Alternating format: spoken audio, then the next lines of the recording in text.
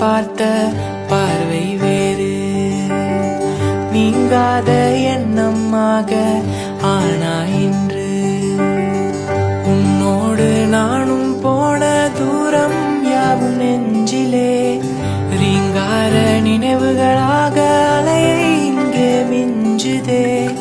நூலருந்த பட்டம் போலே உன்னை சுற்றி நானும் ஆட, கைகள் நீட்டி நீயும் பிடிக்க காத்திருக்கிறேன்.